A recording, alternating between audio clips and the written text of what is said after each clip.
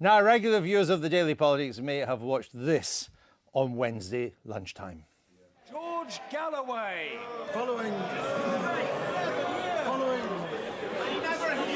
yesterday's announcement, will the Prime Minister adumbrate for the House the key differences between the hand-chopping, throat-cutting jihadists fighting the dictatorship in Mali that we are now to help to kill, and the equally bloodthirsty jihadists that we are giving money, materiel, political and diplomatic support to in Syria? Has the Prime Minister read Frankenstein, and did he read it to the end?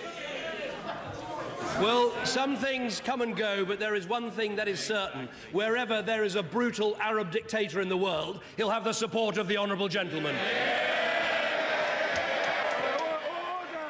Well, that was David Cameron's response. It caused a little bit of an upset, actually. Some viewers to our programme thought it was a tad rude.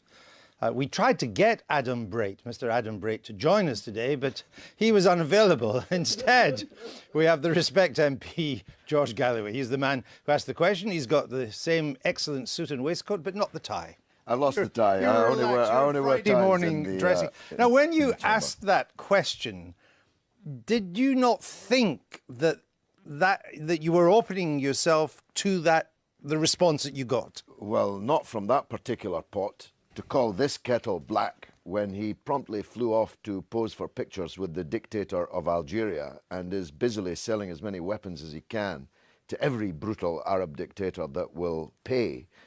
No, but in any case, vulgar abuse does not an answer make. And what your viewers have been saying to you is of a par with what's being said to me. That actually, that's quite an interesting question. I wonder what the answer is. David Cameron certainly didn't give it.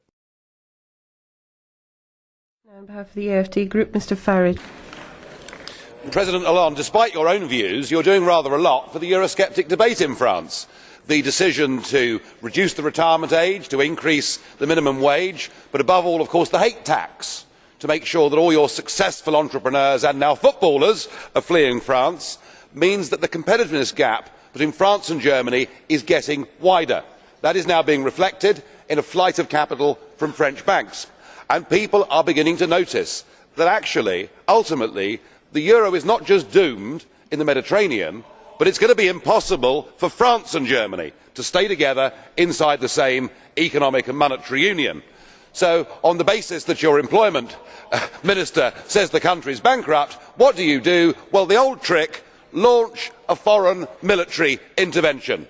So your troops go off to Mali, and yes, it's very good to see the smiling faces in Timbuktu for the moment, but you've done this on behalf of the European Union. It is now an EU mission.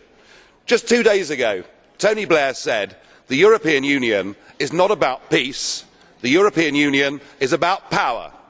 I think what he meant is the European Union increasingly will be about war, because the response to Mali, the response to it being an EU mission, and we've heard it all round the chamber today, the Liberals urging us to intervene militarily in Syria, support from right and left in this House that the EU should intervene militarily.